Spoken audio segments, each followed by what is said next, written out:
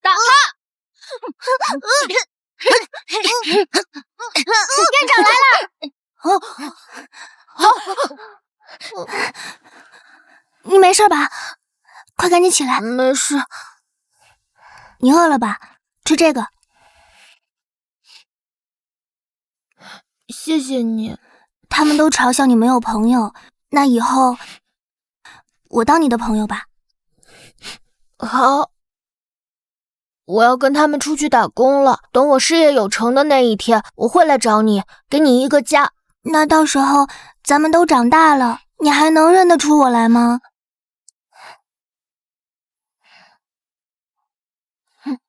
就算我们认不出彼此，也认得出木偶。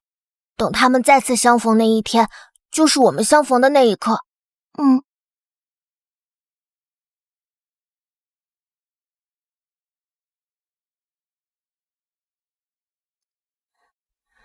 云雾渺，红颜远，家书千山断。天上月，月月复圆，离人何时还？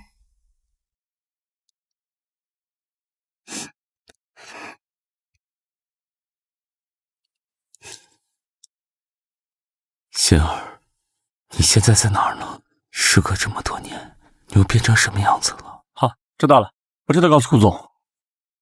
顾总，有心安小姐的消息了。什么？消息可靠吗？非常可靠。我们从某个亲子鉴定机构一份10年前的报告当中找到了心安小姐的信息，她的生父生母叫冯德正和慕容，经营着一家小型建造公司，而且就居住在云海市。太好了，立刻去云海。哎，顾总，那么顾氏集团今天百亿建造项目招标会不开了吗？通知下去，直接取消，把100亿建造项目交给房家，就当我给心儿的重逢赠礼了。是。心儿，我要让你成为全世界最幸福的女人。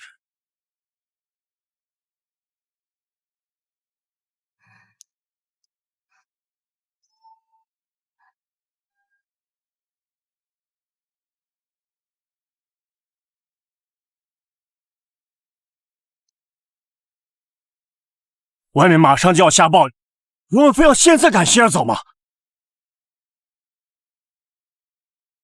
外面马上就要下暴雨了，我们非要现在赶心儿走吗？你还真把她当你亲生女儿了？别忘了，她只是个养女，现在我的亲生女儿找回来了，还留着她干什么？用之如珍宝，弃之如敝履，我们是不是有些太丧良心了？当初我们女儿丢失的时候，我们患了严重的抑郁症，要不是收留了心儿，有了精神寄托，现在恐怕你我早就疯了。她不也跟我们过了10几年的好生活吗？我们又不是让她去死，我让她回到她的亲生父母身边，让他们骨肉团聚，我这叫积德行善。10年前，她的亲生父母就已经来寻过心儿，是你用伪造的亲子鉴定报告书来骗了人家，谎称心儿是我们的亲生女儿，将心儿占为己有。如今我们的亲生女儿回来，你又想把她甩给人家，这怎么跟人家交代？交代？我和2个乡下农民工有什么可交代的？就说当年亲子鉴定弄错了。可他是个活生生的人，不是个玩偶，说留就留，说丢就丢。在我眼里，他就是个玩偶，一个只配做我女儿替代品的玩偶，这就是我当年收留他的原因。以心儿亲生父母的条件，恐怕这心儿有的苦吃了。这就不用你操心了，这是他的命。现在我就想倾尽所有，补偿我女儿西西。收拾好了吗？收拾好了，赶紧从我家滚出去！收拾好了，赶紧从我家滚出去！妈妈有高血压，爸爸有胃病，别忘了嘱咐他们按时吃药。他们是我爸妈，用得着你在这自作多情吗？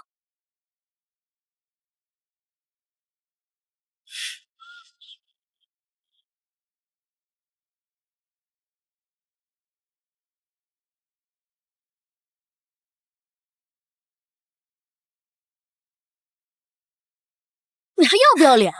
在我们家白吃白喝这么多年，临走你还要剩点东西走是吧？我已经按照你的要求，把爸妈这么多年给我买的所有东西都留下来了，你就让我把这张照片带走吧。我再警告你最后一次，他们是我的爸妈，跟你没有半点关系。要不是因为找到你这个贱货，他们也不会这么多年才找到我。你这10几年丰衣足食的生活，本应该是属于我的。这是我跟他们唯一的合照，毕竟我跟他们生活了这么多年，你就让我留个念想吧。留个念想？你也配？也不看看自己是个什么出身。我看啊，你就是大小姐日子没过够，想拿我爸妈照片出去骗人吧？拿过来，撒手！求求你了，还给我吧！我让你撒手！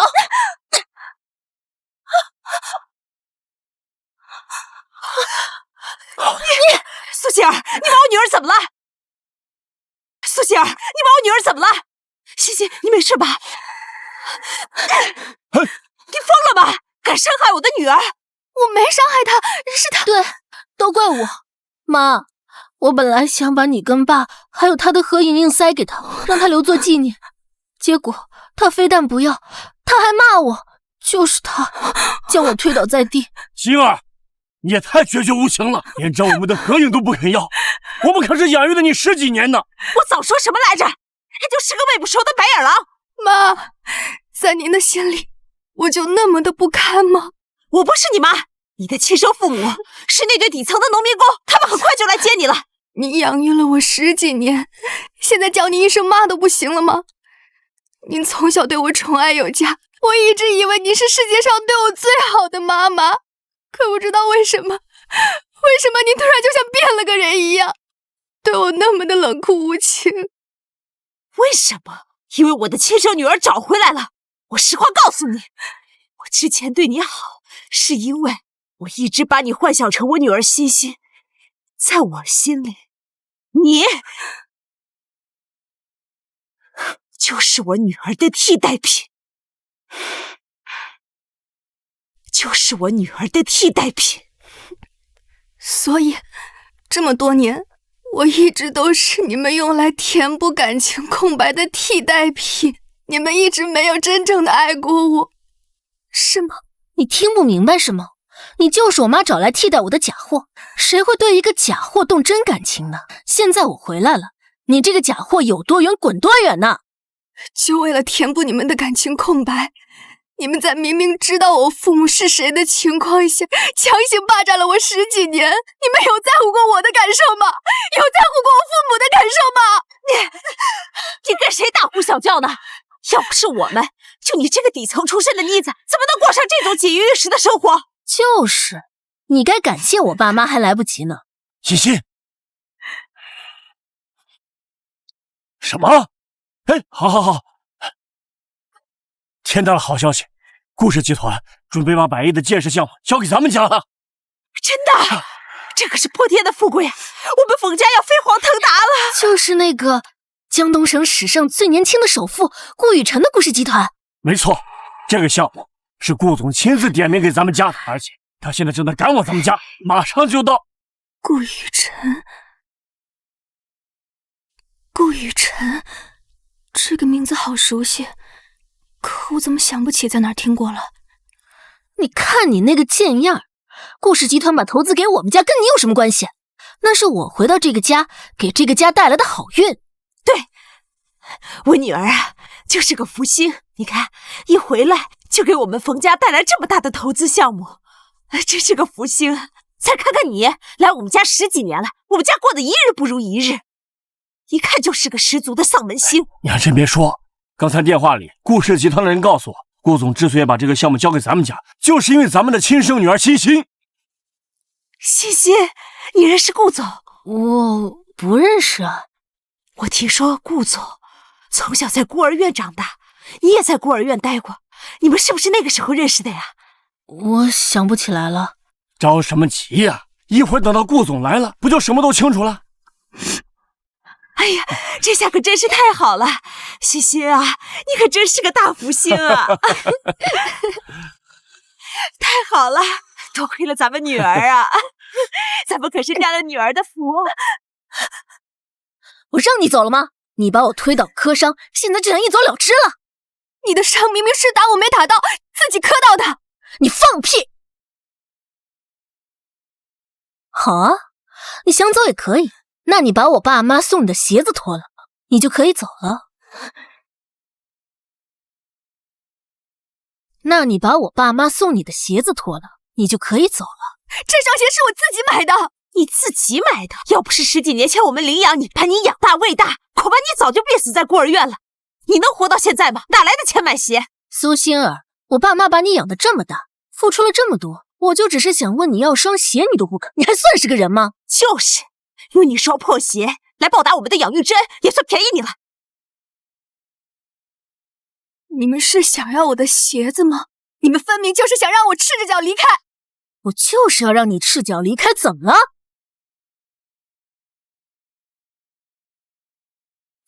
还有多久到？最多5分钟。欣儿，等我。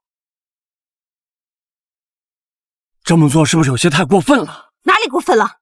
这10几年的优渥生活本该是属于我们欣欣的，却被你这个出身卑微的妮子给白白享用了。现在我女儿找到了，要她一双破鞋来作为报答，过分吗？我就算是养一条狗，也懂得知恩图报吧。好，这双鞋我给。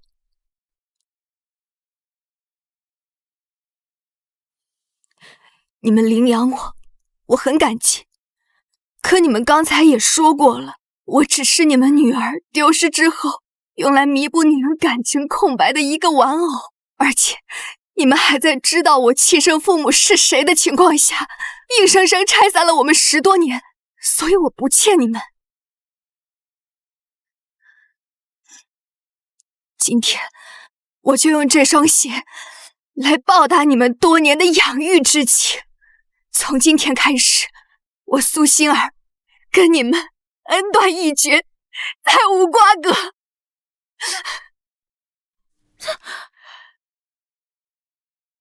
你可以了，你可以滚了，别一会儿等顾总来了，脏了他的眼。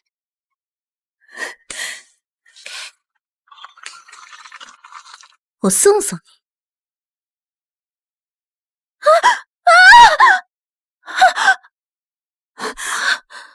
欣儿妹妹，真是不好意思，我这一不小心，好心帮了倒忙。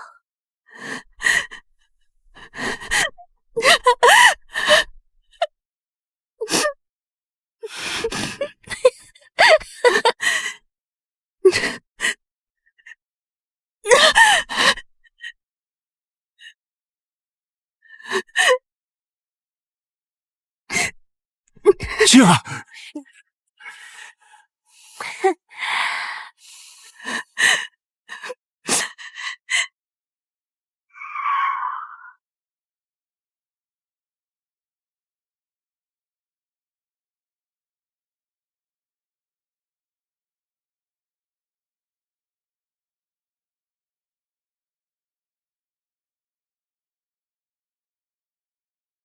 欣儿小姐见到您，不知道别有多高兴。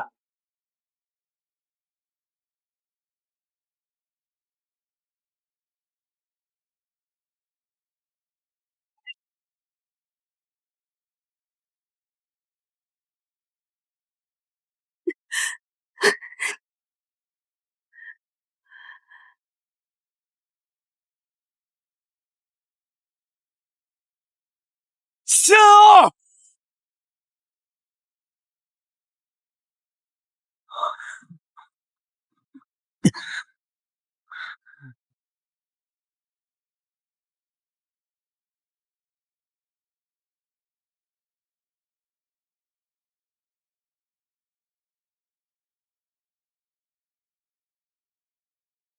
把医疗箱拿来。是。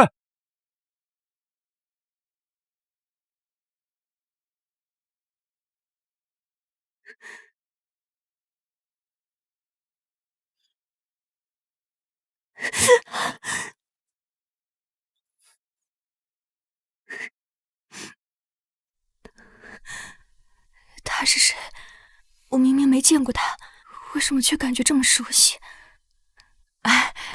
请问，这位是？这位是顾氏集团总裁顾雨辰顾总。顾总，原来顾总这么年轻帅气啊！冯朋友是远迎，还望顾总多多担待。你们为什么这么对欣儿？她不是你们的亲生女儿吗？顾总，您可能误会了，这才是我们的亲生女儿。对，你才是心儿。顾总，我的全名叫冯欣欣。冯欣欣，冯欣欣，原来这才是你真正的名字，我记住了，此生不忘。顾总，您跟欣欣是不是之前就认识啊？啊，对了，我听说你也是在孤儿院长大的，欣欣走失以后也被人送到孤儿院了。对，我们从小在孤儿院就是很好的朋友。果然被我猜对了。这么说，你跟欣欣啊还算是青梅竹马呢。欣欣啊，你那时候还小，记不记得我？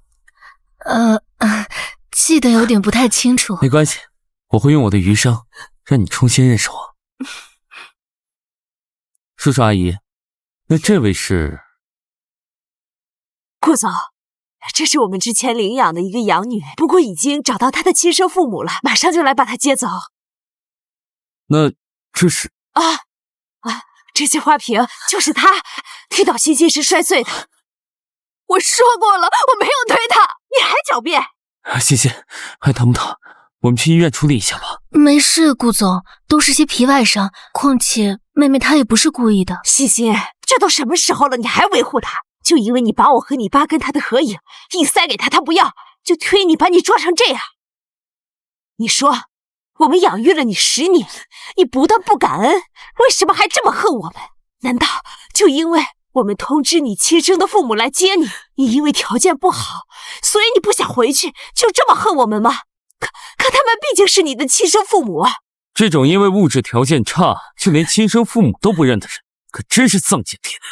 我没有推他，我也没有不认我父母，明明是你们瞒着我的亲生父母，将我占为己有。你从小就撒谎推卸责任的毛病，什么时候能改啊？你姐姐她都说原谅你了，你还不承认？你血口喷人！我从小到大什么时候说过谎？不是我做的事情，凭什么让我承认？你说欣儿诬陷你，我跟欣儿不，欣欣，我们从小在孤儿院长大，我对她更了解，她是不会撒谎的。来人，给我把这个满嘴谎言的女人赶出去！是。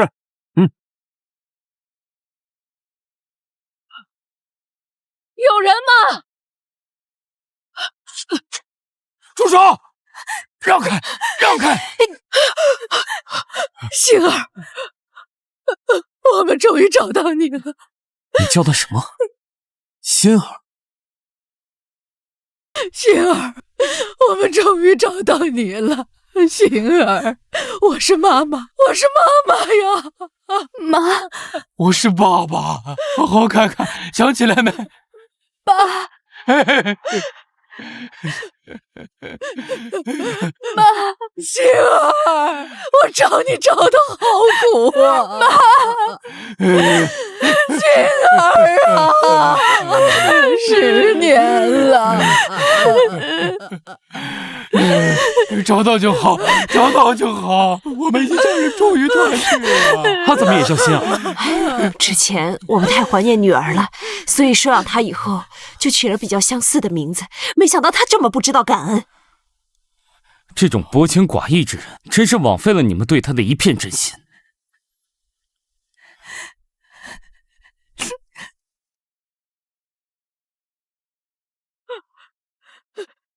星儿，你脚怎么了？一点小伤，不碍事。什么味儿啊？恭喜你们一家团聚了，赶紧走吧，我们这儿还有贵客。10年前，你们明明知道星儿是我的亲生女儿，为什么要骗我们？就是，让我们白白多找了10年，10年呐！10年。你知道我们这10年是怎么过的吗？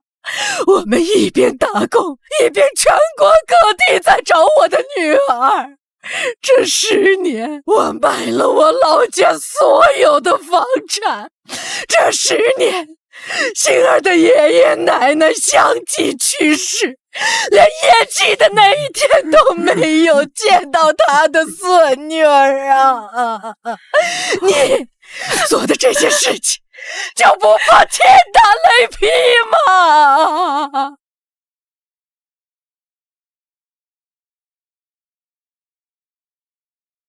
这事儿怪得着我们吗？是你女儿舍不得我们家的荣华富贵，她不愿意跟你们相认。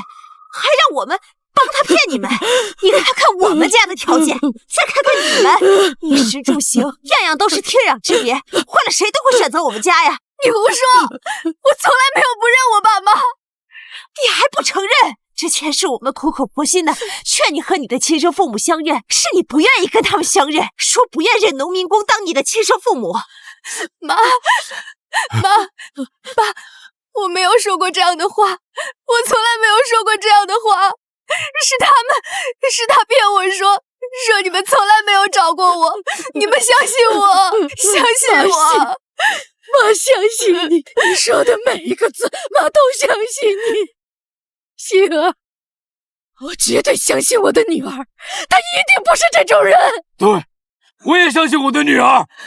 10年前，你们故意欺瞒，不让我跟星儿相认，这件事情我绝不罢休，一定要追查到底。绝不就此罢休。好，我倒要看看谁跟谁不罢休。来，瞪大你们的眼睛给我看看，这就是你们的女儿苏星儿推我女儿撞的。我现在怀疑我女儿不仅是脑震荡，还可能会毁容。我现在要追究你们的刑事责任，送你们女儿坐牢。星儿，真的是你吗？我没有，他们诬陷我，是他推我，打我没打到，自己撞在柜子上的。星儿妹妹，你怎么能这样？我刚才处处维护你，结果你就倒打一耙诬陷我，你也太伤我的心了。星儿，你这可就太过分了！为了推卸责任，你竟敢颠倒黑白诬陷我女儿！我们真是瞎了眼，竟然养了你这么一个蛇蝎心肠的小人！叔叔阿姨，跟他们说这么多做什么？我这就让我的私人律师追究他们的法律责任。我之前就发过誓，等跟欣欣相认之后，我绝对不会让她再受委屈。听到了吗？顾总现在要亲自追究你们的法律责任。知道顾总是谁？江东城首富。顾总一句话，你女儿就等着坐一辈子牢吧。求求你放过我女儿吧！求求你放过我女儿吧！放过你女儿？你刚才不是还要追究到底吗？我错了，我不敢，我再也不敢追究了。你走开！现在知道错了，晚了。你不追究，我还要追究呢。一个乡下土包子跟我斗，这个掂量自己几斤几两。我们错了，我们说错话了，求求你原谅我们吧。原谅你们也可以，给我使劲扇你们那2张臭嘴，扇到我满意为止。爸爸不要！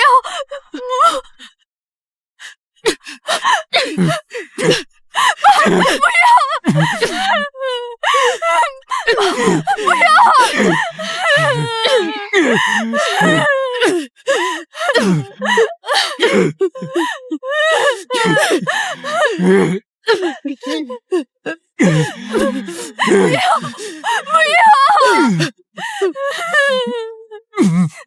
叔叔阿姨，要不算了吧。顾总，你可千万别被他们骗了，他们这种人最会演戏了。如果轻易放过他们，他们回头就咬我们一口，就会告我和欣欣。不会的，不会的，我们绝不会这样做的。求求你放过我们女儿吧，好不好？放过你们？行啊，你们现在就给我跪在那儿，给我们磕3个响头，我就放过你女儿。不愿意是吧？那你们就回家吃个团圆饭，等着你女儿坐牢吧。我们跪。妈，不要！我们跪。妈，不要！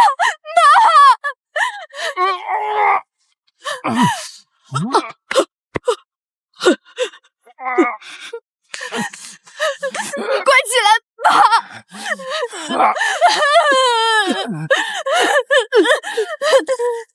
你快起来，妈！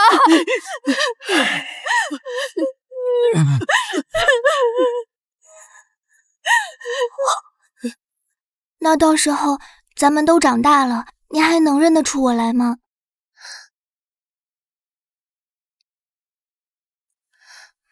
就算我们认不出彼此，也认得出木偶。等他们再次相逢的那一天，就是我们相逢的那一刻。原来她才是我要找的心儿。妈妈，你快起来，快起来啊，妈！心儿妹妹，我都说了，这个屋子里你想要什么东西我都可以给你，为什么你口口声声说着什么都不要，偏偏连这个小木偶你都要偷走？你还说你不会撒谎？原来这木偶是欣欣的。这个木偶是我自己的，是我心儿妹妹，我都说了，你想要我都可以给你，你为什么还要在这撒谎呢？因为他撒谎撒惯了，都习以为常了。欲加之罪，何患无辞？好，就算是我说谎，那就请你把这个木偶还给我，它对我来说很重要。当然可以，不过我希望妹妹以后不要再撒谎了。虽然你刚才倒打一耙诬陷我，但我并不怪你，毕竟你也帮我陪伴了爸妈10几年了，以后你有什么需要都可以找我，我会帮你的。欣儿，你太善良了，这木偶你好歹也保存这么些年，就真的这么轻易的送给他？我从小就不忍心拒绝别人，既然妹妹想要，那我就还给你吧。那就请你还给我。哎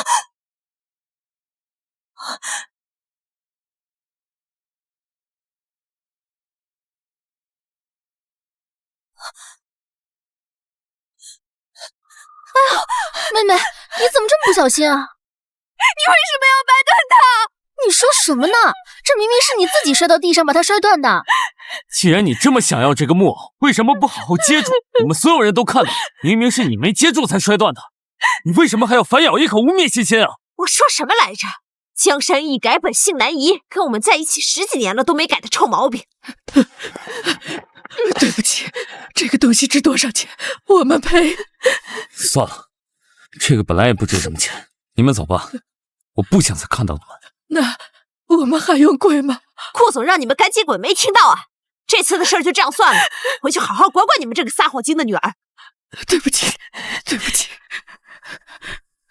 喂，好，我知道了。顾总，云海市空中酒店那边来消息了，说他们推迟了下个月的全部订单，可随时为您和冯小姐举办订婚礼。订婚礼？欣欣啊，我曾经答应过你，以后要给你一个家。现在我终于有能力履行我的诺言，你愿意嫁给我吗？这个愿意，欣欣当然愿意嫁给你啊！欣欣，你还愣着干什么呀？这现在可不是你害羞的时候，能嫁给顾总这样的人中之龙，那可是你上辈子修来的福气啊！好，我愿意。真是太好了！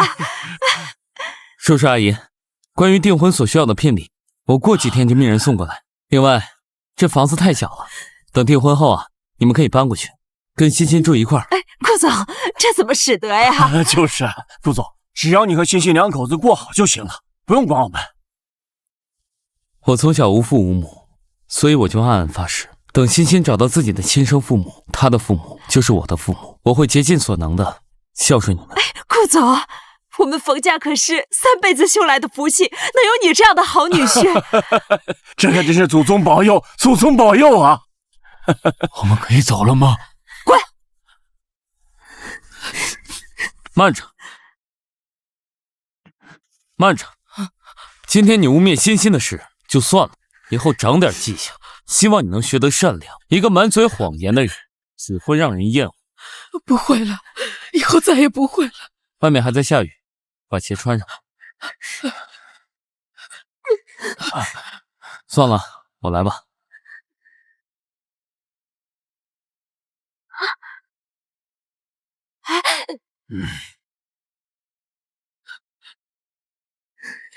不用，别动，不穿好鞋子，沾上雨水，伤口容易感染。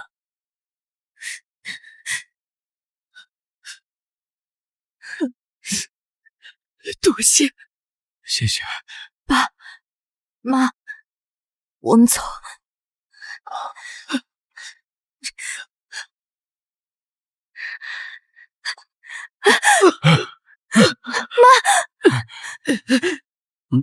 外面雨下得这么大，你去送他们一下。是。我总感觉这个希尔很眼熟，好像在哪里见了。你暗中派人调查一下，我要知道他的所有信息。是。快起来！我送你们吧。不用，谢谢啊。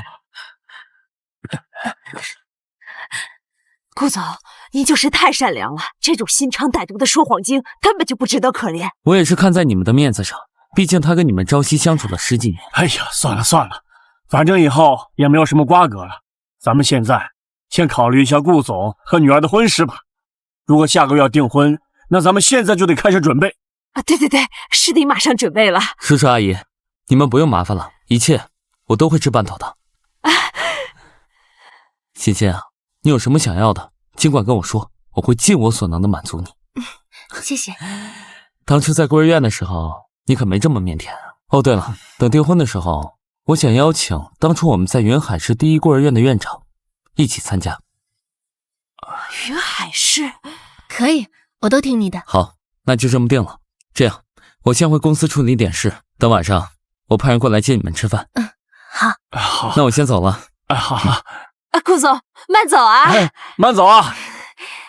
哎，顾总刚才说什么？云海市第一孤儿院？这欣欣不是在云华市第一孤儿院吗？是啊，我怎么记得苏欣儿那个妮子才是云海市第一孤儿院呢？什么云海市第一孤儿院？顾总他明明说的是云华市第一孤儿院。啊，顾总说的是云华市第一孤儿院。对啊。云海市、云华市，这听起来确实比较接近。被欣欣这么一说，我怎么觉得顾总刚才说的好像真的是云华市啊？无妨，不管顾总说的是云海市还是云华市，有一点可以肯定的是，他们之所以把这个百亿的项目交给咱们，冲的就是咱们宝贝女儿欣欣的面子，这一点肯定是不会错。哎，对，顾总啊，刚才来的时候已经确定了，他要找的就是咱们的亲生女儿。对，现如今咱们的亲生女儿失而复得，现在又多了一个金龟婿，这可不是双喜临门啊！下个月欣欣就要订婚了，咱们得抓紧给她找一个婚礼策划公司，帮她好好筹备筹备。对。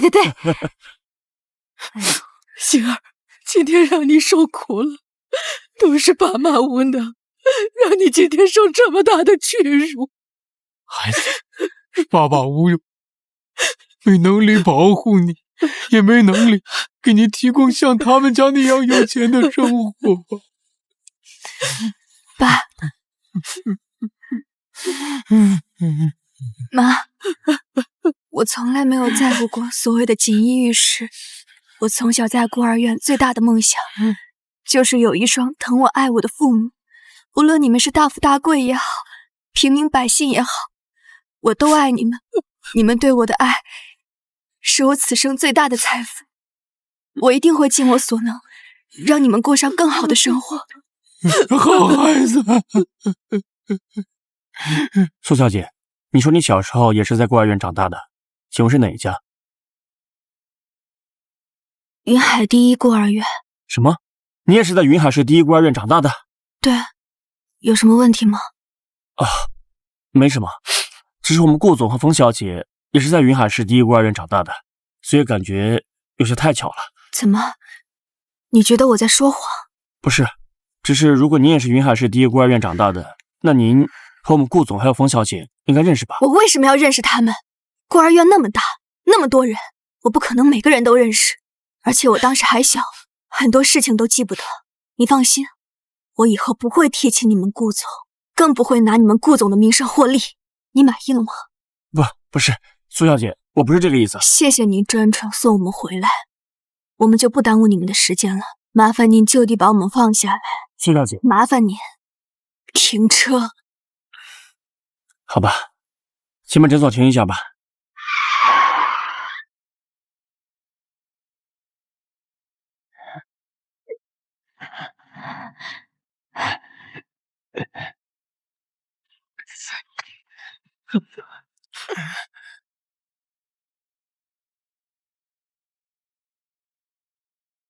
喂，顾总，我刚才送苏小姐一家的时候，我已经获得的一个重要的信息，觉得有必要跟您汇报一下。你说，宋小姐也是云海市第一孤儿院长大的。你说什么？他也是在云海市第一孤儿院长大的？怎么可能这么巧？我也觉得有些蹊跷，所以特地跟您汇报一下。我跟欣欣是同一所孤儿院长大的。他也这么说。看来这个女人撒谎的老毛病又……起初我也怀疑苏小姐伪造自己跟你是同一个孤儿院的，可能是想从您这里获得一些好处。那她是痴心妄想。但是我觉得苏小姐不是这样的人。这样，等我再调查一下，然后给您一个答复。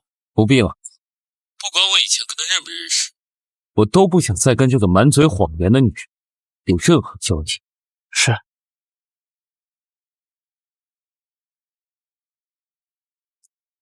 喂，你把10年前那份关于冯家的亲子鉴定报告具体信息发我。年代太久远了，现在什么也查不到了。什么？年代太久远了，具体信息查不到了。我不管你用什么办法，都必须给我一个答复，否则帮顾总找错了人，你我都承担不起这个责任。请您多给我一些时间。顾总下个月就要举办订婚礼，在此之前，必须给我一个答复。是。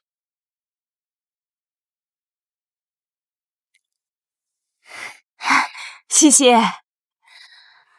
来，西西，我和你爸呀找了几家知名的策划公司，你看看喜欢哪一家，我们去看一下。哪家都不用，我要去花园丽舍。花园丽舍怎么听着这么耳熟呢？是个小公司吧？这不是欣儿就职的那家婚庆公司吗？对啊，就是苏欣儿打工的那家婚庆店。她比我漂亮又如何？比我多过10几年优渥生活又如何？我要让她知道谁才是真正的千金大小姐。我要让她亲自为我跟顾总的订婚宴服务。我要让她亲眼看看我嫁给一个多么优秀的男人。对，他连你一个脚趾都比不上。妈就陪你去花园丽舍，让他看看什么才是人中之凤。我刚刚已经给顾总打过电话了，他说一会儿忙完了就陪我去试婚纱，我们就先去吧。好，走。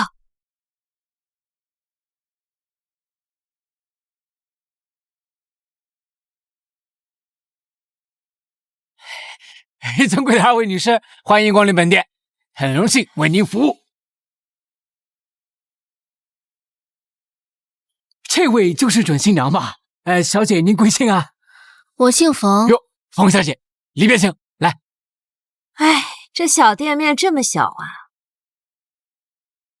我要让她来给我服务。冯小姐，她是新人，刚来本店不久，经验尚浅，还是由我亲自来为你服务吧。没关系，就让她来。冯小姐，她的工作呢是负责现场布置跟调度，再加上她最近脚受伤了，这行动有点不太……你听不懂人话吗？我说我要让她亲自来给我服务。还愣着干什么？知道我女儿是谁的未婚妻吗？江东省首富顾雨辰，顾总。哎呀，顾总未婚妻啊！就这么跟你说吧，如果这笔生意谈成了，你们这个店下半辈子吃喝都不用愁了。像2位这么尊贵的客人，那必须得由我亲自来，亲自安排他给您服务呀。苏欣儿，没听见吗？冯小姐指明要你服务，快过来。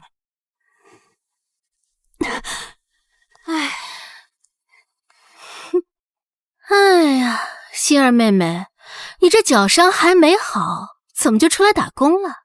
自从回到你那穷鬼父母之家之后，生活明显变得贫穷了。冯小姐，2位认识啊？你嘴巴放干净点。苏欣儿，怎么跟客户说话呢？赶紧跟冯小姐道歉。明明是他先羞辱我父母的。侮辱你怎么了？我是客户，客户就是上帝，别说骂你，我就是在这儿打你捶你，你也得给我在这乖乖待着。凭什么？虽然我的工作是服务行业，但我不是任由你打骂的仆人。在我眼里，你们这种人就跟奴仆没有区别。要不是我们这些顾客的施舍，你们早就饿死了。怎么？你是觉得我说的话有问题？好啊，我们走吧。没，冯小姐，我觉得没有问题，没问题。能为像您这种上流人士服务，那是本店跟鄙人的荣幸啊！我高兴还来不及呢。他好像不这么觉得。苏欣儿，你要是再不给冯小姐道歉的话，这个月奖金全扣，全扣。心儿妹妹，你这1个月的奖金也有几百块钱吧？虽然不够我买个口红的，但也够你那对农民工父母起早贪黑干好几天的吧？你不为自己着想，也得为他们想想吧。对不起，这就对了嘛。人呐，贵在有自知之明。你以前在我们家的时候，我们都捧着你，你是高高在上的大小姐。现在被我们赶出去了，就什么都不是了。我劝你以后啊，千万认清自己的地位。我觉得冯小姐教训的是，这样，冯小姐，我们先给您拿一双拖鞋过来，您先换一下，休息一下，然后方便一会儿我们试穿婚纱。来，拖鞋，快！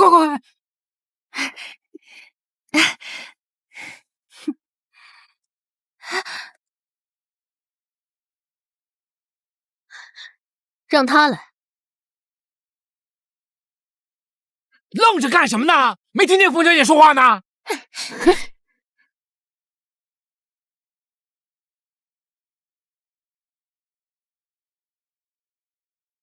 举那么高干什么？我的脚够得着吗？哎呀，你是猪吗？你不会蹲下来？还用我教你吗？你不把高跟鞋给我脱了，我怎么穿？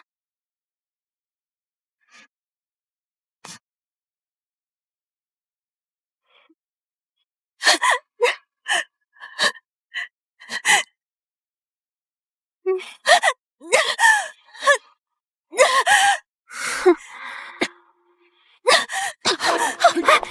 干什么你？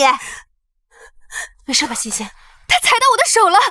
踩你手指？踩你手指怎么了？就算给你踩断了，你也得给我忍着。就是，把你手指头踩坏了，事儿可小；要是把冯小姐给摔坏了，事儿可就大了。冯小姐要是摔出个好歹来，你担得起责任吗？冯小姐可是顾总的未婚妻，人家的一根头发丝儿都比你的命值钱。踩你手指一下能死吗？我告诉你，这个月的奖金全扣了。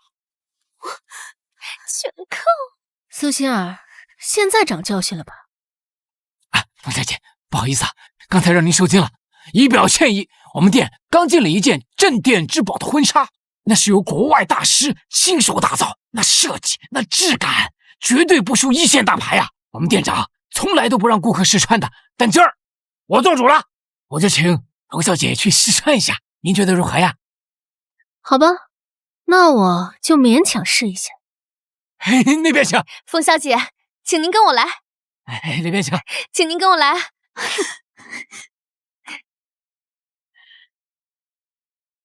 还愣着干什么呀？帮忙去！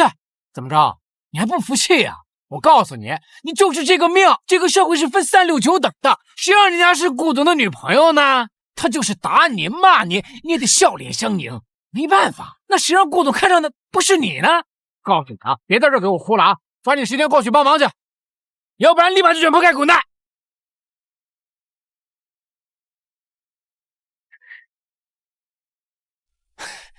行啊，有骨气啊，还真想走啊！我告诉你，别说我现在没有警告过你啊，你要是现在走了，这个月的工资1分钱你都别想要。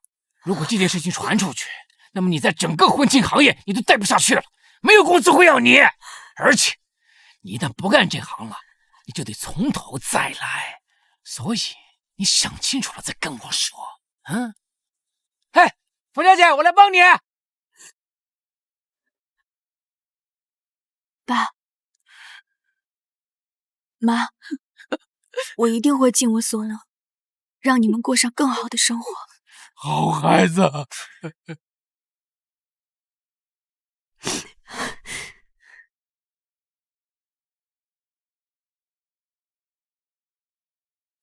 我的宝贝女儿太漂亮了。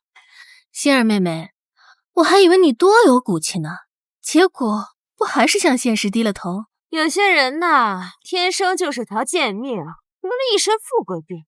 哎呀，这身婚纱跟冯小姐那简直就是绝配呀，简直如天仙下凡。就是，我听店长说，这件婚纱的造价就几10万呢。这件婚纱也就只有冯小姐这样美若天仙的人才能完美的驾驭。这要是再配上我们店里的百年珍珠胸针，那就更完美了。苏星儿，别忙活了，你去把那个胸针给我拿过来，给我们冯小姐戴上。太完美了。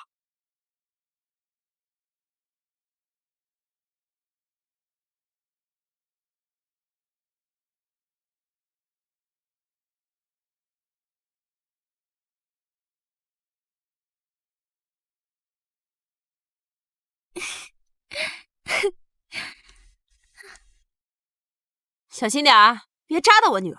哎，要不我来？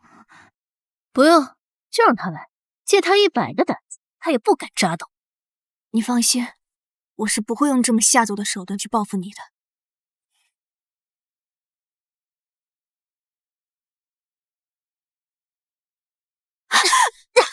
你也瞎啊！你扎到我了！你个该死的东西，你回进来了吗？女儿，没事吧？没事吗？还好我反应快，及时把他推开，要不然真就被他给划伤了。哎呀，冯小姐，对不起啊，全是我们的错，都怪我们。你们员工扎伤客户了，一句对不起就行了吗？你们员工扎伤客户了，一句对不起就行了吗？我有没有扎到你，你自己心里最清楚。明明我都已经离开冯家了，为什么你们还要一而再、再而三的刁难我？为什么？你替我享受了10几年的富裕生活，你以为你就能这么一走了之吗？你知不知道我这10几年是怎么过来的？你父母不找你，和我有什么关系？这10几年来，我不也一直被他们当成情感的替代品？我不管，反正就是因为你这个贱货的出现，让我多受了10几年的凄惨生活，我一定要让你付出代价。只有你凄惨，我才能开心。我女儿说的没错，这些年每次我们去找欣欣的时候，你都不让我们去找。你说你会替她好好陪在我们身边，所以才导致我们母女白白浪费了这么多年才相认。你胡说，我从来没有说过。哎，苏杏儿，我没想到你苏杏儿心肠这么狠毒啊！这伯母跟冯小姐这是什么身份的人呢？他们怎么可能冤枉你呢？就是，你现在被人家拆穿了，还死不承认。苏杏儿，这次就算你不想走，我们也绝不会留你了。我现在就要给店长打电话，让他把你彻底开除，然后让你在整个行业内永久封杀。不要！活该！你们在开除他之前，一定记得要让他把这个坏的婚纱给赔了。这婚纱不是我弄坏的，我们明明看见了，刚才就是你用胸针划坏的这件婚纱。就是，我们可都是人证。苏杏儿，你知道这件婚纱它值多少钱吗？就算你打工10年，也不够偿还的。我劝你现在抓紧时间打电话给你的家人，让他们把那个家里的存款和全部家当都拿出来。如果还是不够的话，那就只能抓紧时间卖车卖房了。你们还不知道吧？他的亲生父母就是对从乡下来的农民工，别说把乡下那个破房子卖了，就是把他们自己卖了，都赔不起这个婚纱啊！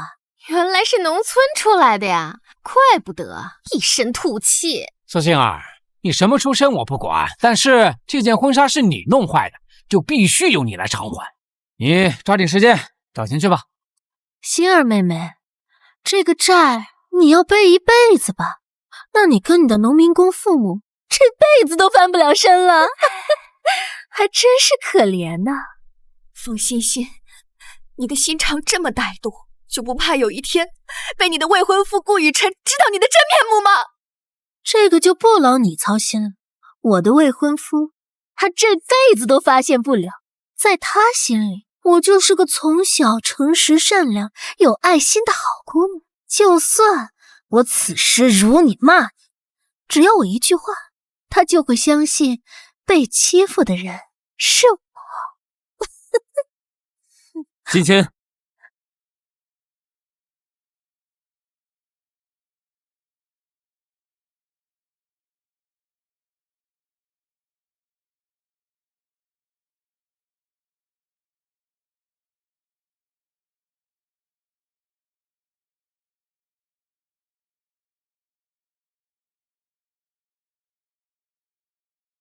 雨辰，你来了。怎么了？说话怎么怪怪的？顾总，您没听见我们刚才说的话吧？没有啊，我刚进来。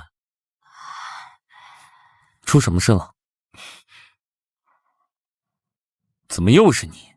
你来这儿干什么？顾总好，他是我们店里的员工。员工？欣欣，你来之前知道他在这里工作吗？知道还来？你忘了他那天怎么对你的吗？这不也是念在他跟我爸妈10几年的感情上，想来照顾照顾他的业绩。反正咱俩的婚礼和订婚宴交给谁来筹备都可以，不如这个钱就让欣儿妹妹赚。你呀，就是太善良了，容易被人利用。是啊，我好心好意来照顾他的生意，谁知道他会这么对我。是啊，顾总，这个贱妮子不但不知道感恩，还恩将仇报，他用胸针扎伤了欣欣。什么？扎哪儿了？伤得这么重？没事儿，就是一点皮外伤，就出了一点血，现在都已经止血了。还出血了？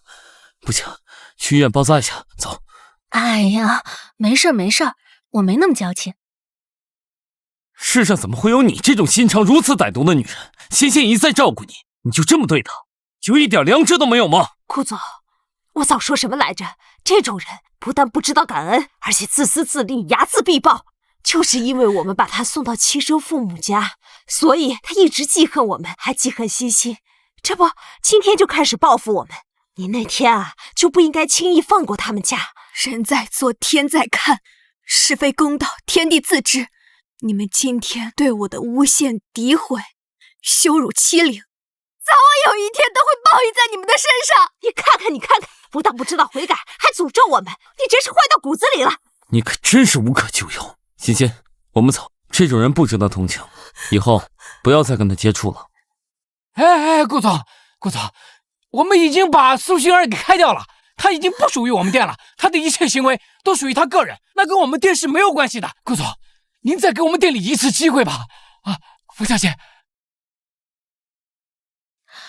我可以把我们的婚礼和订婚宴交给你们来筹备，但你们得答应我，不能开除欣儿妹妹。欣儿妹妹的父母收入本来就低，现在她还划破了婚纱，面临着巨额补偿。要是现在把她开除了，她以后可怎么办啊？这么早就把你开除了，岂不是太便宜你了？我要你亲手为我的婚礼服务完，在1分钱都拿不到的被开除封杀，背负巨额赔款，我要让你一辈子都翻不了身。欣欣，善良是你的优点，同时也是你的弱点。你一次次迁就维护他这种心理阴暗的小人，他就一次次变本加厉的伤害你。是啊，我们欣欣啊，从小就是这种性格，她宁可自己受委屈，也见不得别人受苦。真是有其母必有其女啊！妈妈是戏精，女儿比妈妈还会演戏。我真没有想到，我会跟你这样的人生活了10几年。我看最会恶人先告状的是你，最会演戏的是你，明明满嘴谎言，却装得楚楚可怜。顾雨辰是吧？顾氏总裁是吧？江东首富是吧？你有没有脑子？你知不知道什么叫做眼见为实？你有没有发现，不管是在他们家，还是到现在，所有的事情都是由他们语言阐述的。你有没有想过，事实跟他们说的往往都是恰恰相反的？满嘴谎言装可怜的其实是他们，满嘴谎言装可怜的其实是他们。你疯了吗？苏欣儿，我告诉你，你怎么能敢跟顾总这么说话？你这个贱妮子，真是不知死活，还愣着干什么？把她给我轰出去！好，有些事并不需要眼见为实，仅仅是因为信任就足够了。我跟欣欣是从小在孤儿院长大，青梅竹马，她是什么样的人我最清楚。就算你再怎么诋毁侮辱她，也无济于事，相反，只会让我对你更加的厌恶。如果跟你一起长大的那个人心地善良，那我只能告诉你，冯欣欣压根就不是你要找的那个人。苏静儿，你胡说八道什么呢？为了诋毁我女儿，你真是什么手段都使得出来，什么话都敢说出口。欣儿妹妹，我知道你嫉妒我，你做梦都想替代我，想成为顾总的未婚妻，但有些事情是不能强求的。人生来有命，一切都是有缘分注定的。欣欣，你跟他说这些做什么？他喜欢白日做梦，就让他去做好了，没必要跟他废话。我们走。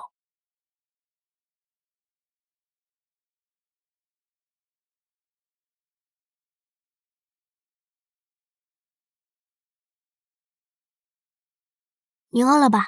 吃这个，这是面包。谢谢你。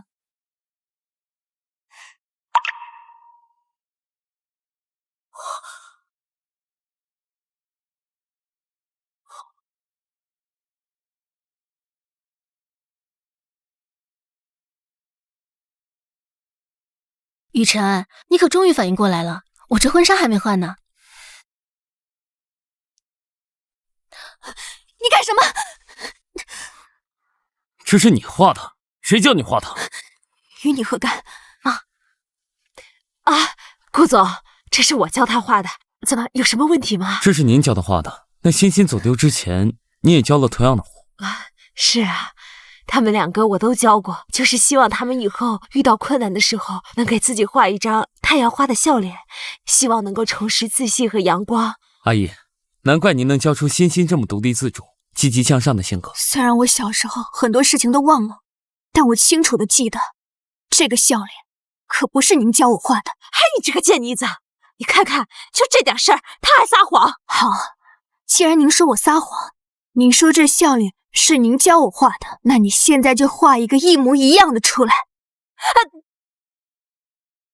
我妈画出来又怎么样？她对你的付出就仅限于教你画这么一个小小的笑脸吗？你这10几年的生活，方方面面，哪点不是她在付出？哪点不是真实存在的？她都已经证明了10几年了，你还想要她怎么证明？你这是在偷换概念，这根本就是两码事。算了，欣欣，他说什么就是什么吧，别跟他争了。这些是不是我教的？这10几年是不是我养的？都无所谓了，由他说去。从今天开始，我跟你没有半点关系。妈，阿姨，你没事吧？没事，老毛病了，歇一下就好了。那我送你回家。那我赶紧先去把衣服换了。好。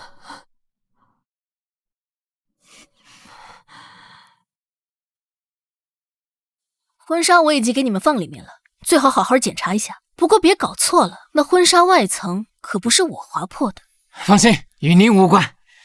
俗话说，多行不义必自毙。我劝你以后好自为之吧。我们走。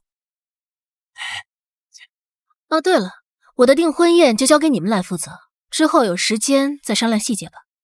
哎，谢谢冯小姐，谢谢顾总，感谢给我们这个机会。苏欣儿，你真是狗胆包天！你刚才敢跟顾总那么说话？说吧，这婚纱你怎么赔？我都说了，我没有扎到他，婚纱是因为他推我才划破的。你不要再跟我狡辩了，一切等店长回来再说。在店长回来之前，你不能离职，所有的事情等顾总跟冯小姐的订婚礼完成了再说，明白吗？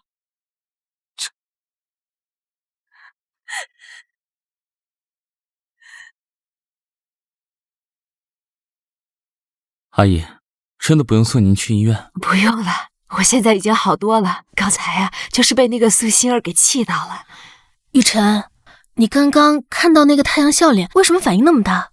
啊，没什么，就是跟当初你给我画的那个太阳笑脸很像。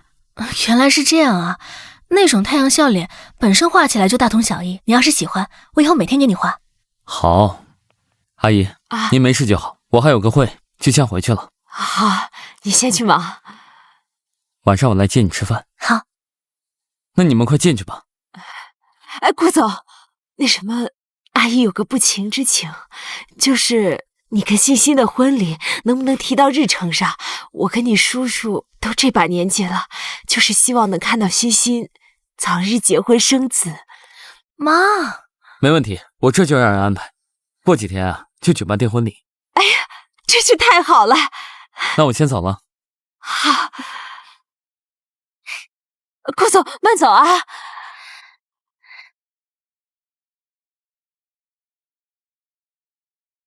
妈，顾总慢走啊。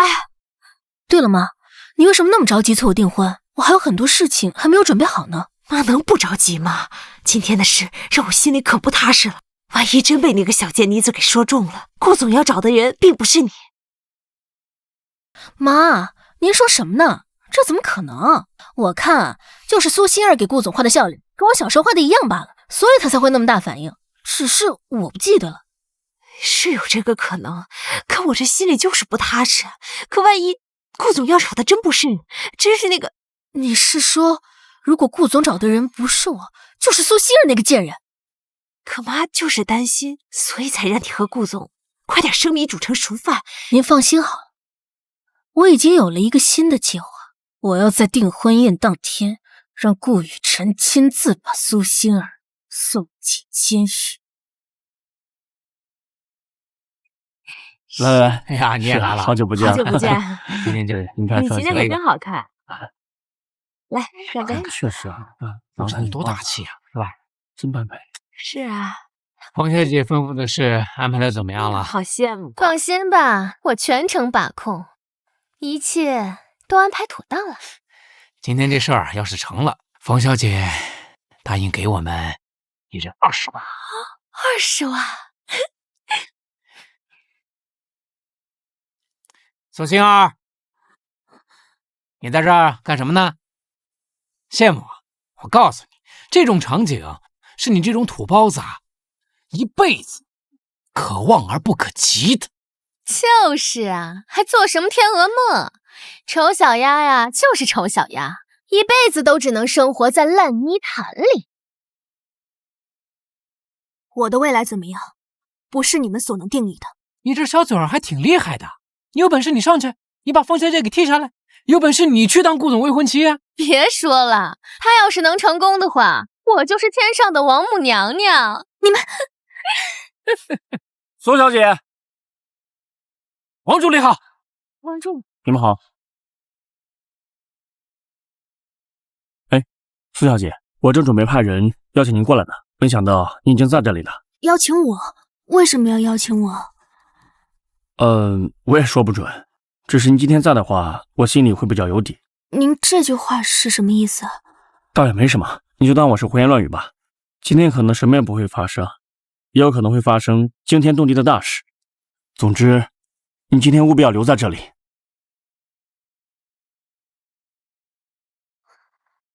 你说王助理怎么知道今天会有大事发生？莫非是冯小姐把咱们的计划已经告诉他了？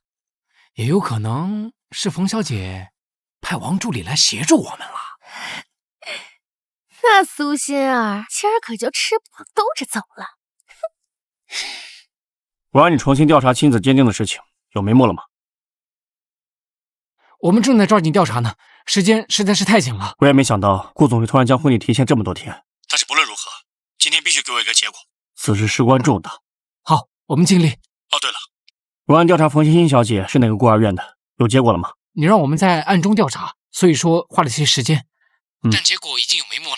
等核实出来，我这边就跟您说。好，一定要尽快。欣儿，妈，爸，你们怎么来了？我叫他们来的。你叫来的？你叫我父母来干什么？干什么？当然是商量婚纱赔偿的事情。你把婚纱弄破了，店长知道后特别生气，他明儿就回来了。在他回来之前，这件婚纱的赔偿事情必须落实，否则就走法律程序。我说了，婚纱不是我弄坏的。再说了，就算这件事情要落在我的头上，你们找我就好了，你们牵扯到我父母干嘛？欣儿，你的事爸妈都知道了，无论发生多大的事，爸妈永远都不会抛下你的啊！孩子，有我们在，你就放心吧，不管赔多少钱，我们都帮你赔。赔？你赔得起吗？我知道这婚纱很贵，我们就算卖房卖地打一辈子的工，我也会替女儿还上的。求你们不要为难她。这样，空口无凭啊！你们要是愿意在这张欠条上把字给我签了呢，我还能考虑一下不起诉的。好，我们签，我们签。妈，不能签。欣儿，爸妈这一生都是为了你，只要你过得好，爸妈受再大的委屈，我们都值得。爸，不能签！爸，不能签，不能签，爸不能签，爸不能签。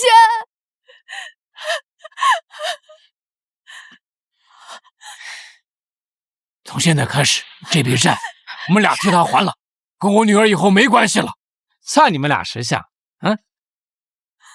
孩子，没事的，只要你好，我们就都好啊！干什么呢？我们大喜的日子，你们在这嚎丧呢？我当是谁呢？原来是你们这一家土包子。我当是谁呢？原来是你们这一家土包子。谁呀？这是谁啊？来参加这么高档的订婚礼，干嘛呢？怎么穿得跟个叫花子似的？肯定不是顾总的朋友吧？好像是冯家那个养女吧？听说是找到了父母，还是个农民工。怪不得穿得土里土气的。来了，静，你怎么把他们也带来了？来就来了，还穿成这个样子，不知道今天什么场合吗？这就是你们员工的专业素质吗？把自己土包子爹妈都带来蹭吃蹭喝。我们不是来参加婚礼的，我们是来处理点事儿，事已经处理完了，我们现在就走。对，我们这就走。妈，爸，我跟你们一起走。等等，走？往哪走啊？你不能走。我凭什么不能走？我爸刚才不是已经把欠条给签了？今天这个仪式的现场是你来负责的，你走了，要是出了什么问题，我找谁去啊？就是，王助理刚刚都说了，订婚礼结束之前你哪都不许去。杏儿，你留下好好工作，我跟你爸先回去啊。仪式马上就开始了，外面都开始录像，穿成这个样子，出去像什么样子？算了，既然他们都来了，就破例允许他们参加我女儿的订婚礼，让这些土包子见识见识什么才是上流社会。大家好，很荣幸今天和大家共同参与冯小姐和顾先生的订婚仪式，大家请各就各位。给我看好他们，别又弄出什么幺蛾子来。接下来，让我们有请今天的主角冯欣欣、冯小姐、顾雨辰、顾总。好啊，好，真好啊，真般配啊！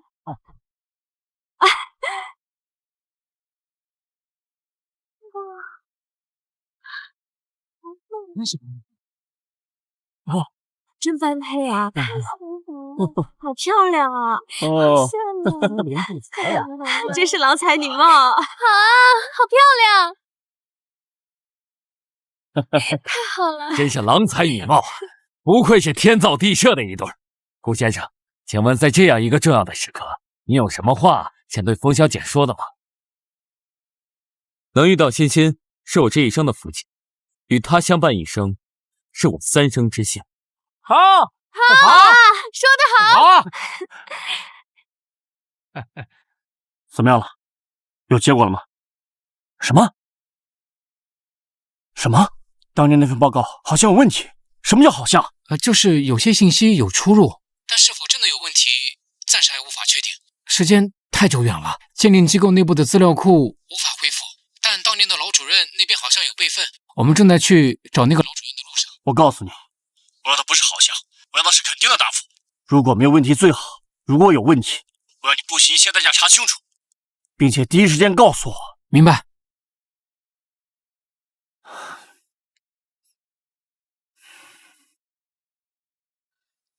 那么我也想问冯小姐，能和顾先生这样优秀的人中龙凤共结连理，那么此时此刻您现在有什么样的感想呢？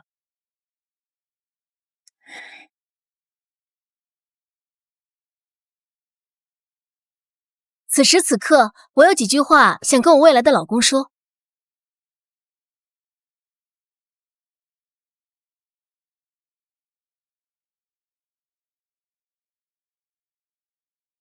小心！星儿，小心！星儿，欣欣，你没事吧？没事吧？陆总，你和冯小姐没事吧？雨辰，我害怕。没事了，没事了。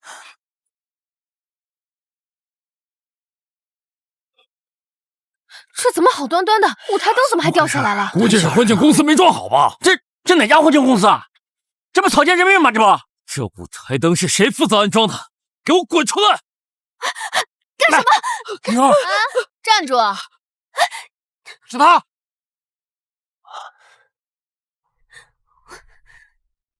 怎么回事？太吓人！就是他，就是苏欣儿，昨天晚上带人装的灯。就是，昨天晚上就是他带人装的。又是你，苏欣儿，你给我滚过来！快点！是我带人干的，可是昨天晚上我带着工人师傅检查了好几遍，舞台灯不可能有问题的呀。你还狡辩？没问题，灯怎么落下来了？事实已经摆在面前，你还在这强词夺理。星儿，我真没想到你居然撒谎成性，众目睽睽之下，你居然还敢狡辩！你可知道台上的灯刚才差点就砸到欣欣啊！如果砸到欣欣，你知道会有什么样的结果吗？欣儿妹妹，你该不会是故意的吧？你明知道我上了舞台会站在这个位置，所以你故意将这舞台灯安装的不稳固，要不然怎么会砸得这么准？是啊，砸的也太准了，要不是冯小姐转身拥抱顾总，正好就被砸中了。这也太坏了吧！他为什么这么对冯小姐？为什么？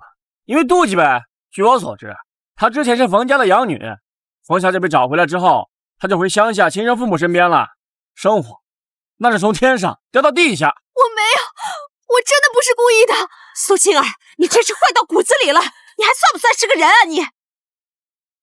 苏欣儿，倘若你真是故意伤害我女儿，那你可真就是丧尽天良了。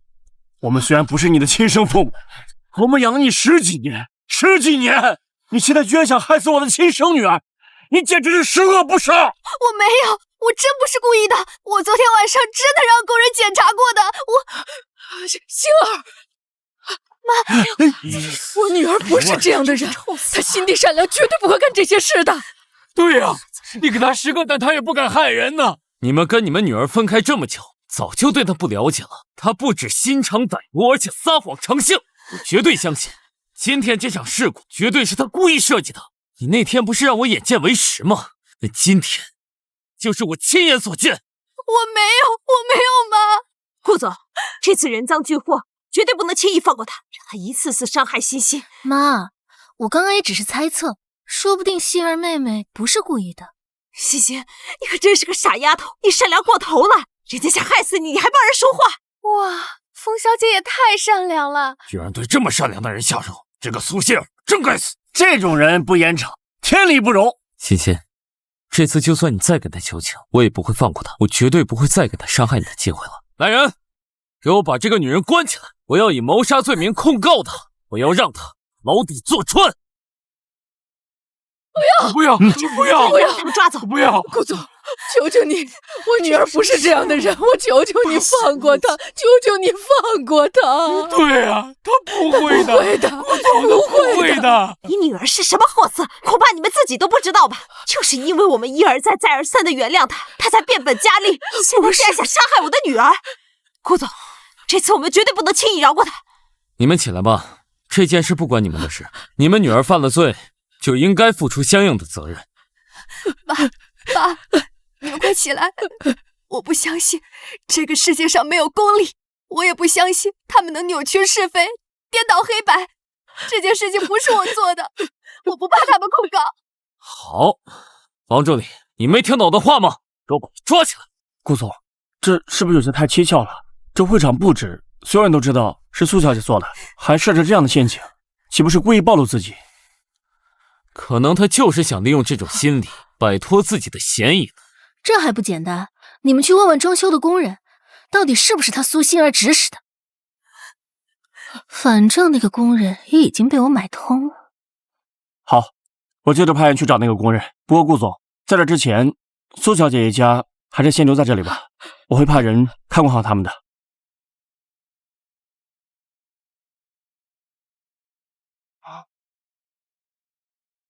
顾总，手下人说您请的贵宾已经到了，随时可以进场。贵宾？什么贵宾？一会儿你就知道了，肯定给你一个大大的惊喜。你亲自去接一下。那苏小姐一家，先安排人把他们看起来，等订婚礼结束再说。是。苏小姐，叔叔阿姨，只能先委屈你们一下了。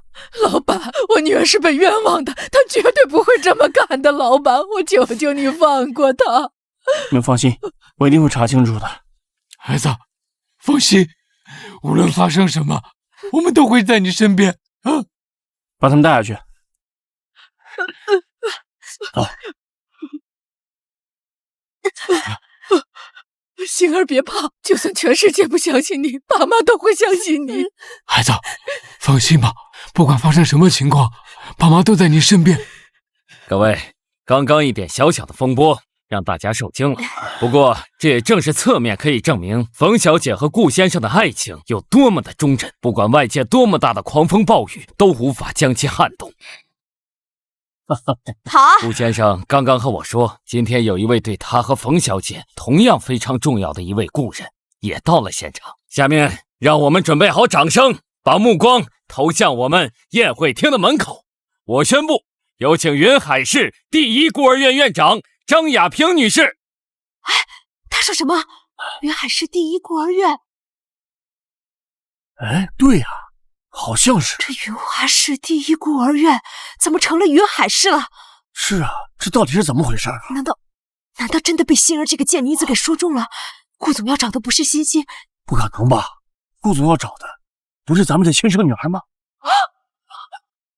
你是不是忘了10年前我们曾经伪造过一份和苏欣儿假的亲子鉴定？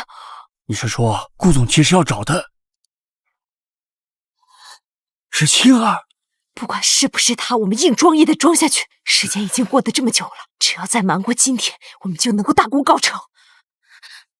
玉晨，他刚说什么？云海市第一孤儿院？对啊，你没弄错吗？傻丫头，我们从小长大的孤儿院，我怎么可能弄错呢？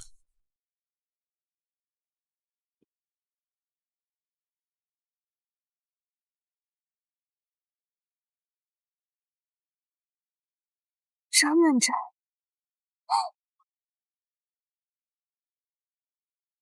张院长，你说他会不会识破欣欣？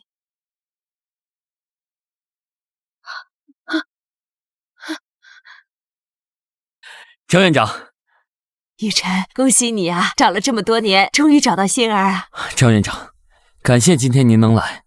当年我们二人啊，多亏了您的帮助。欣欣啊，愣着干什么？还不赶快跟张院长打声招呼？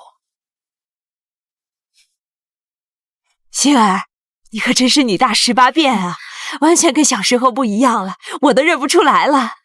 张院长您好，我这10几年确实变化很大，您还是老样子，一样年轻啊。张院长，欣儿已经找到自己的亲生父母了，现在啊，她叫冯欣欣，这二位呢，便是她的生父生母。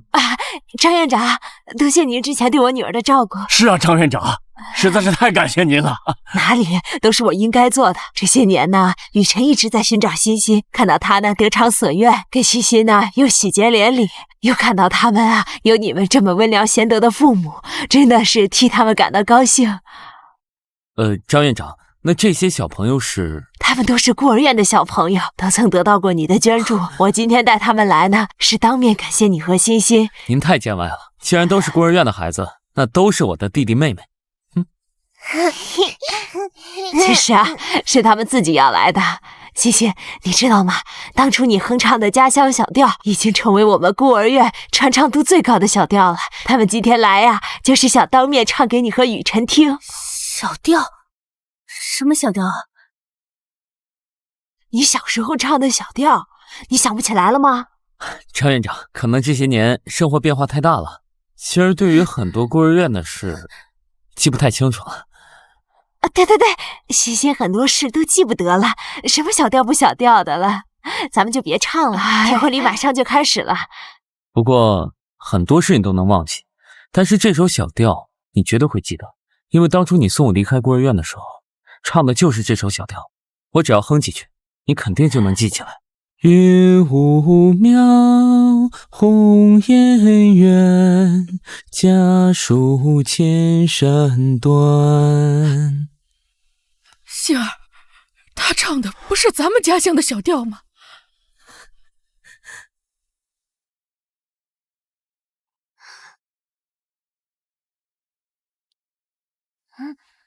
就算我们认不出彼此，也认得出木偶。等他们再次相逢的那一天，就是我们相逢的那一刻。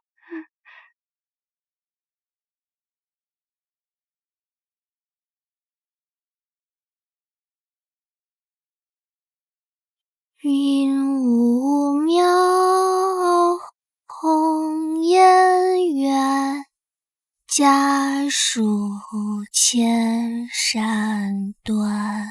天上月，月月复圆，离人何时还？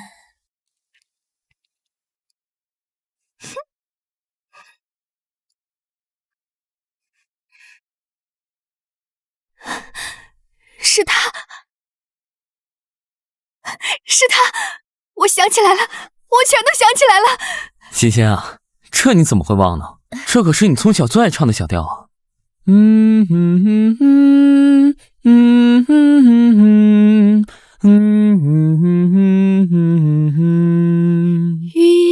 雾渺，红颜远，家书千山断。天上月，月月复圆，离人何时还？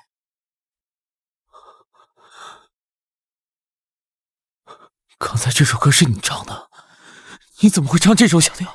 啊，张院长刚才不是说了吗？这个小调在孤儿院传唱的很广，他也是云海市第一孤儿院出来的，这会唱很正常啊。原来他真的是跟我和欣欣是同一所孤儿院，总算有件事他不撒谎了。他也是我们孤儿院的？那他叫什么名字？张院长，我是欣儿啊。欣儿？你也叫欣儿？那他不才是欣儿吗？他们两个都是在孤儿院出来的，应该在孤儿院的名字都叫欣儿。孤儿院的孩子那么多，出名的现象很正常。出名的孩子确实很多，可是叫欣儿的，我记得清清楚楚，就只有一个。什么？什么？那这怎么会有两个欣儿？顾雨辰是吧？顾氏集团总裁是吧？江东首富是吧？你有没有脑子？你找了我10多年，最后找错了都不知道。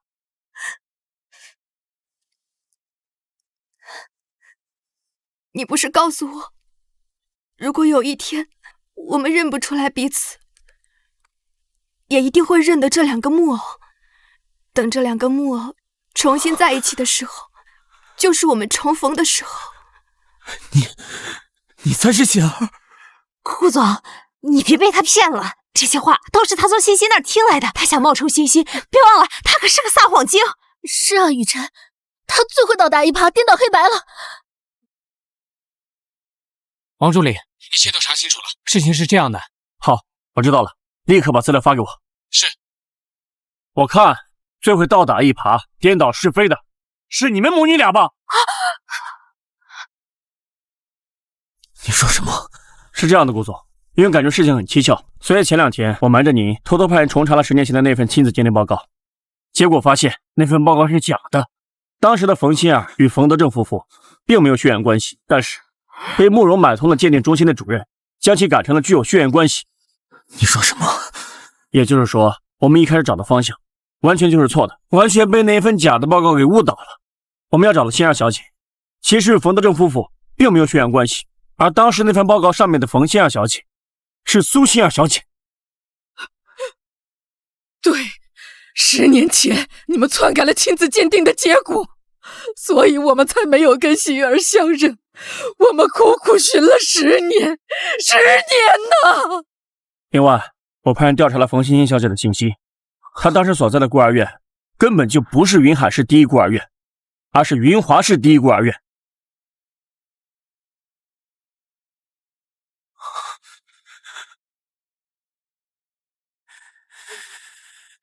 原来你们一直是在骗我！原来你们一直是在骗我！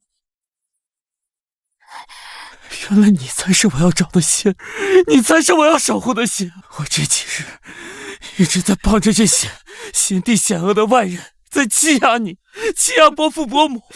对不起，我知道错了。对不起，我不该欺压你和欺压伯父伯母。我恨不得把自己的心肝肠胃都抛出来，这样能减轻对你和伯父伯母的痛苦和屈辱，哪怕一丝也好。你不也是受害者吗？而且你心里不一直也守护着我吗？只不过把别人认错了成了我而已。你这个笨蛋！心儿，千错万错都是我的错，你和伯父伯母还能原谅我吗？孩子，在我们心里没有什么原不原谅的，就像心儿刚才说的，你也是被欺瞒的。你跟心儿在孤儿院是最好的朋友，在我们眼里，你也是我们的孩子啊。对，我们疼你还来不及，怎么可能怪你呢？心儿，你还愣在那里干什么？我等了你16年，这个拥抱你也欠了我16年，还不过来抱我？还不过来抱我？心儿，心儿。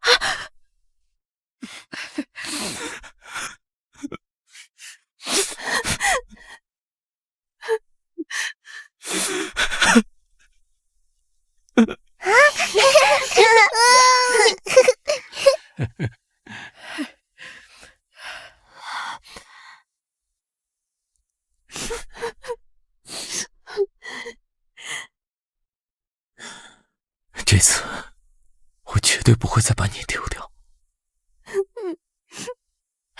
恭喜顾总找到真正的心儿小姐。原来冯欣欣是冒充的，真是个阴险小人，还说人家撒谎，原来是你一直在撒谎，卑鄙无耻，必须严惩不贷。顾总，这件事弄错了，也不能怪我们了吧？是你一开始说要找的是我们的亲生女儿。是啊，顾总，一开始我们也不知情，一直被蒙在鼓里啊。先让孩子出去休息。好。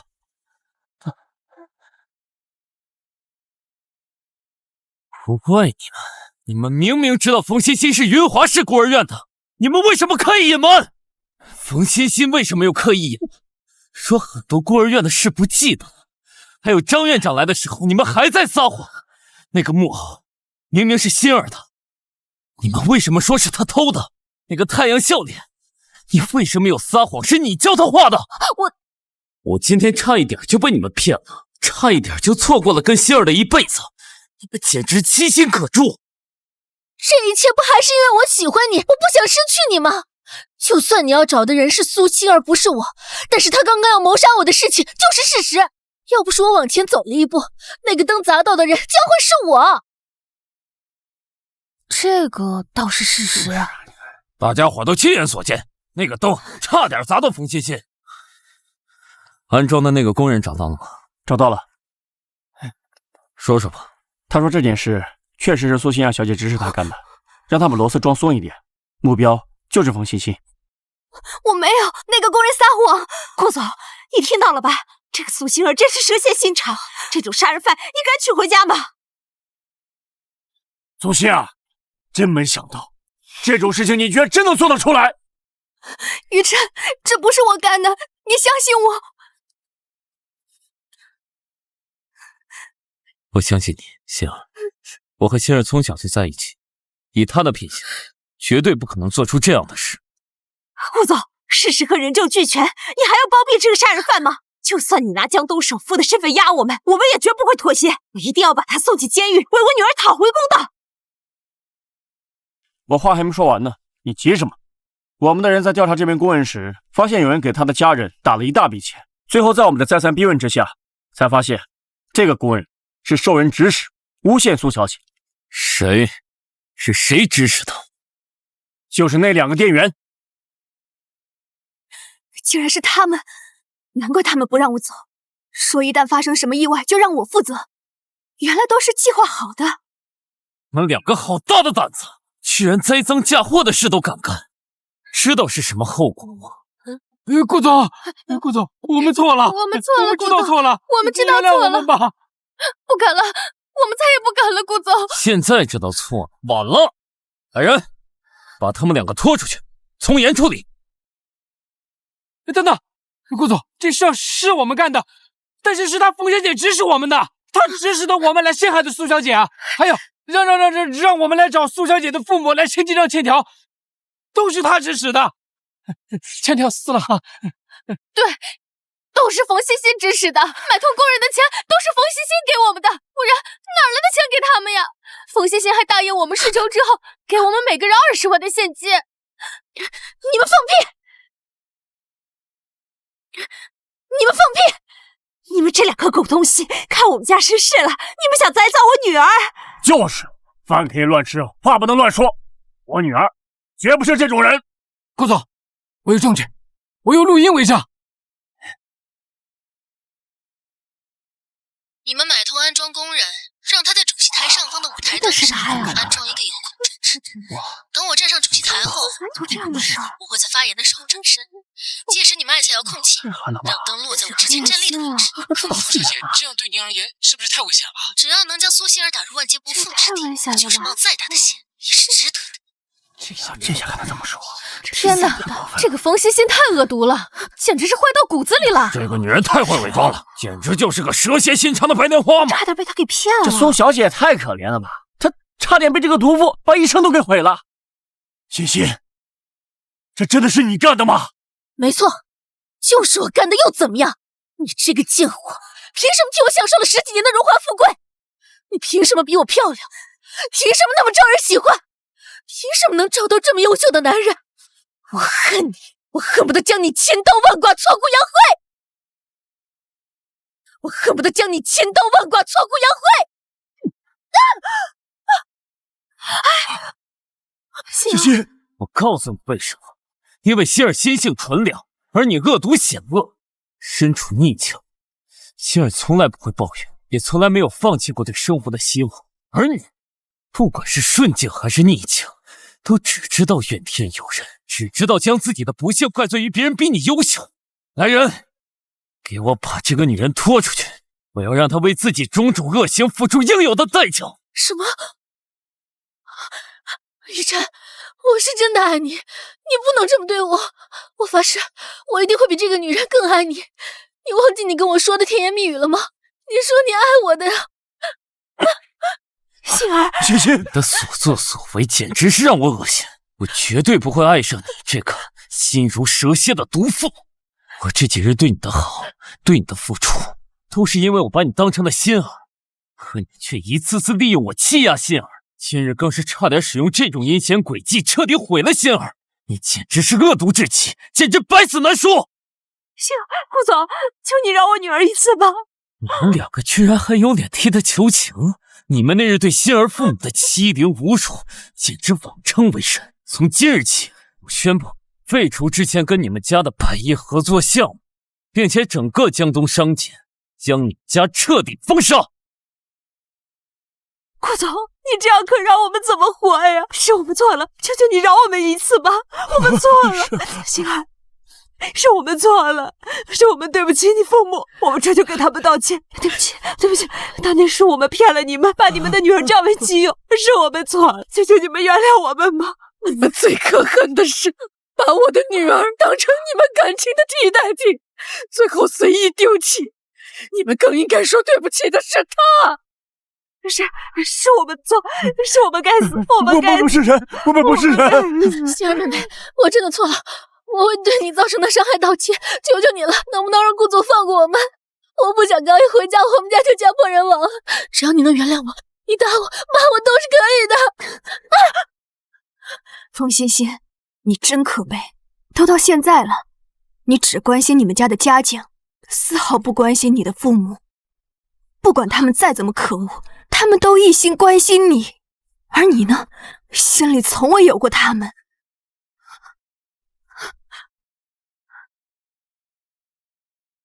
雨辰，念在他们养育了我10多年的份上，就放他们家一条生路吧，我再也不想见到他们了。好，这次看在欣儿的面子上，我这次就饶了你们，限你们一家3日变卖全部家当，给我滚出江东，永不许归！给我滚出江东！永不许跪。谢谢顾总，谢谢顾总，谢谢顾总，星儿对不起，谢谢你。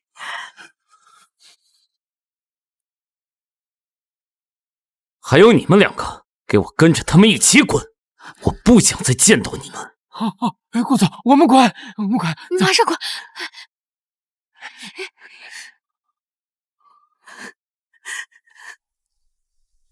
星儿，我再次为我这几日对你的误解和伤害深表歉意。你能再给我一次机会吗？让我履行当年的诺言，让我给你一个家。不，你现在已经有家了，那你能不能给我一次机会，让我成为这个家的一份子，让我从今以后也有一对疼我爱我的父母和一个美丽贤淑的妻子。